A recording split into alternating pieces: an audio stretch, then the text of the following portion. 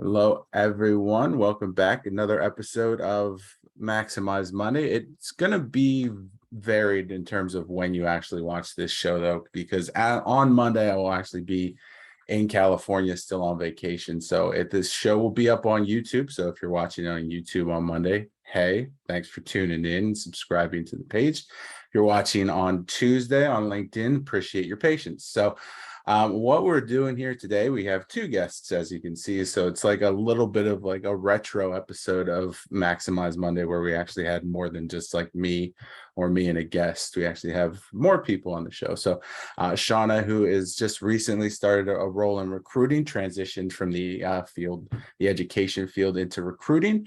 And then we have a good friend of mine, Joselin, joining us as well. She is on the job search right now and has been worked with me in the past. Would like to hopefully get her working with me in the future, but if not, someone should snap her up while she's still a free agent. So we will get to the both of them here soon. So we're going to start with me, though, as we typically do.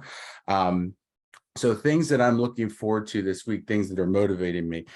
So I was just on vacation as of the airing of this, getting ready to go to it now.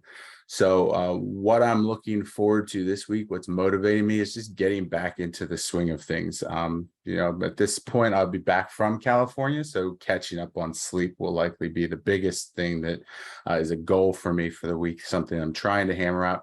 As well as just catching up on all of the work that I still have. So my coworker Asa is covering for me. He always does a spectacular job. So mainly just be following up with my candidates, making sure that the open positions are in a good spot. So those are, I guess I went in reverse order, but my goals for the week: catch up on my schedule and catch up on work. So the things motivating me for the week ahead is just kind of still in line with that. I want to kind of keep my foot on the gas for the job search here, make sure that I'm filling the open positions and everything like that, as well as just kind of the time away from the family should be with the family, not from them. Time away with my family is going to be a big motivator as well, and just kind of riding that vacation high through the week. And that would also be my win for the week as well. Anytime you can take some time off work, kind of recharge, restart, and do everything like that is always a good thing. So that's my week ahead. Shawna, how are things going for you? How's the new role that you were in? What's going on in your week this week? Yeah, thanks for having me. Really excited. So I guess what's motivating me coming up, I know we'll talk a little bit more about what I've been doing, but I'm nearing the end of my contract, and it's a contract to hire position. So it's really motivating me to, do the best I can and hopefully convert to that permanent position in my career. My kids are motivating me. It's the end of summer. They go back to school August 10th, so we're right at the end here, and just trying to like get through those last few days with them in a good way, and then obviously when they go back to school, it'll be a little bit less hectic. And the other thing that's going to be sort of a constant motivator for me, I think, is I just turned 40, so that's like a big push for me to live my best life and just I've made a lot of changes in my life and just really have a great year. So I guess that's going to be my motivator, like every week, thinking about, thinking forward. Should I go into my goals too? Is that, yeah, okay, great. So my goals for this week, working on a few roles, sourcing a few roles. So I really want to get some great new candidates. 20 to 30 is my goal. And personal goal, I want to get to the gym 4 times this week.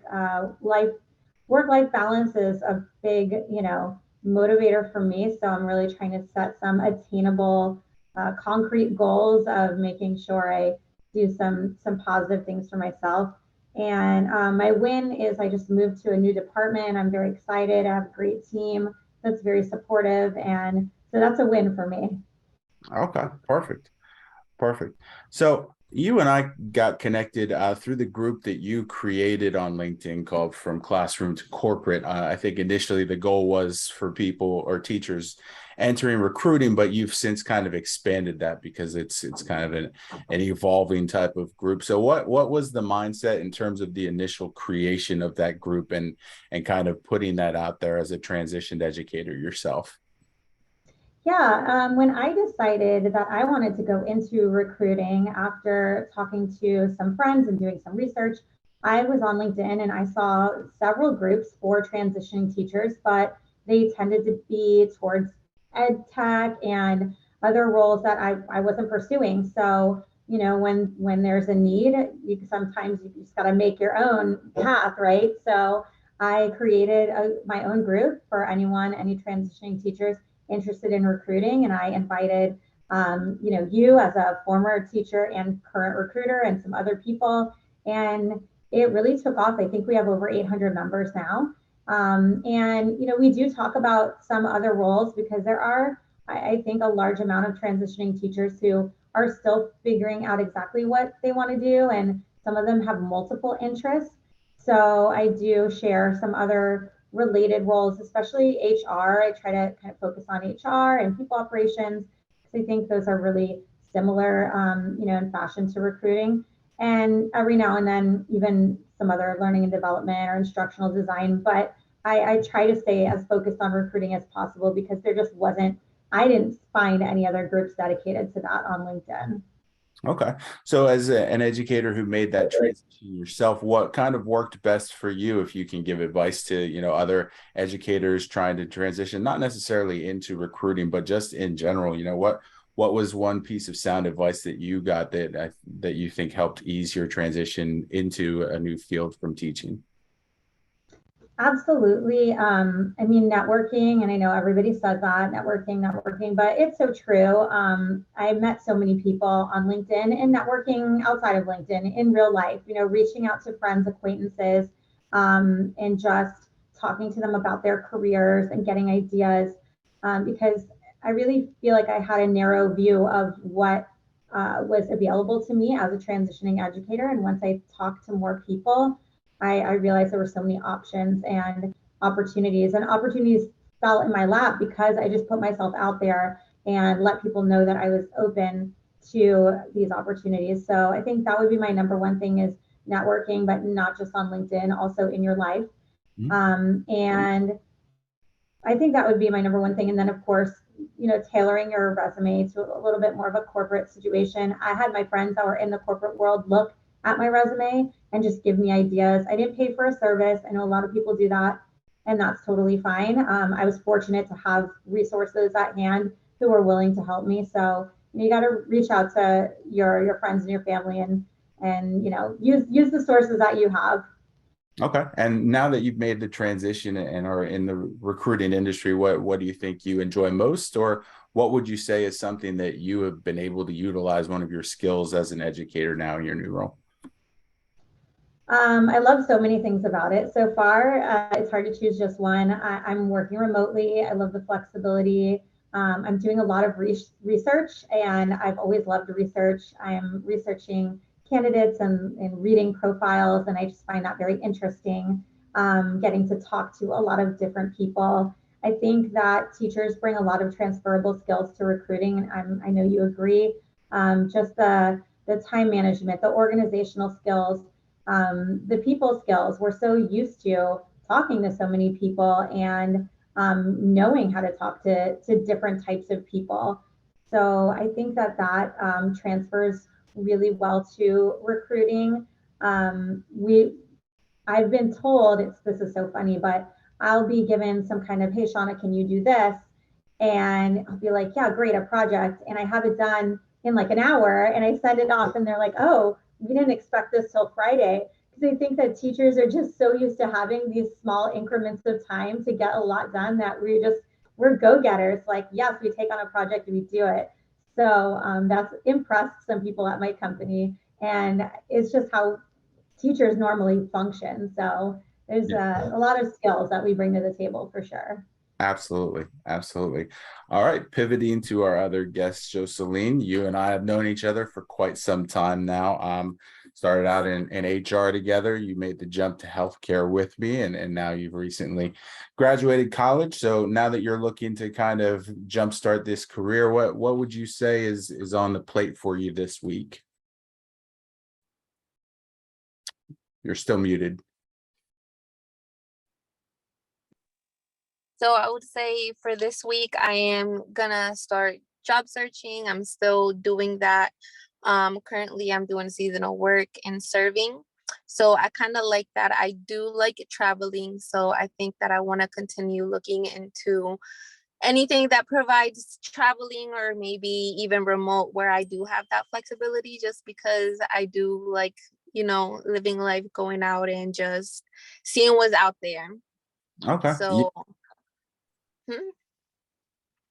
So yeah, that's what I want to do. I want to go more into a professional role rather than serving. I want to use my degree. So that's more what I'm trying to get into to see if I can get into an office somewhere that does provide those things that I do want. Okay.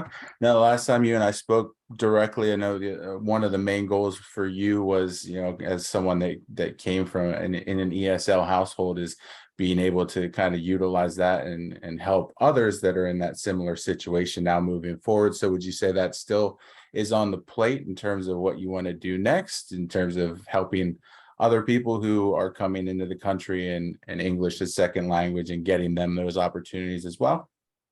Yes, that's actually one of the things that I was trying to look into this position where I'm at.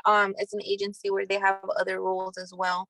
So I wanted to see if I could go into the HR just so I could help a lot of the Hispanic candidates that are coming in because a lot of them are not getting help. So I'm still here, translating and telling them who to talk to. So I would rather be in the position where I can help them rather than finding out information what I can find just so that they can do.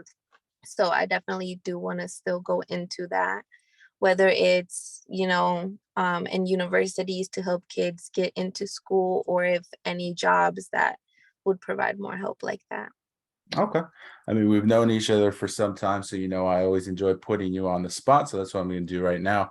So beyond just like that dream job that you're looking for, what are you looking for out of a company? What's something that, as you're looking to take the next step here and join a company that you're going to be with long term, what would you want from them in terms of providing support to you your first few months, not just training, but beyond? I think it would be just having, just networking and just having a strong bond with them so I can move up. I don't want to stay in one position within a company. I definitely want to go up the ladder and see what I can learn, where I can be at. So if I could be in a company that provides those opportunities and are willing to help me get there and providing all of those things, then I think that, and also flexibility. I would like some type of flexibility, even if there's even some remote in there. I think I would like that a lot. For sure, for sure. Keep the travel options open. So then kind of in line with the show, then in terms of what's motivating you, what are some things, outside of the professional life that kind of keep you going through the week, or some things that you're looking forward to beyond just a week full of job searching? Um, I think just figuring out some type of stability and figure out what I really want to do as far as my career. I feel like I'm in a limbo to where I can be anything and do anything, and I just want to find that direction. All right, perfect. All right, so that's it for us this week. Wish me luck, as I'm going to be flying soon with a toddler for the first time, so that's going to be fun, and flying back. Great.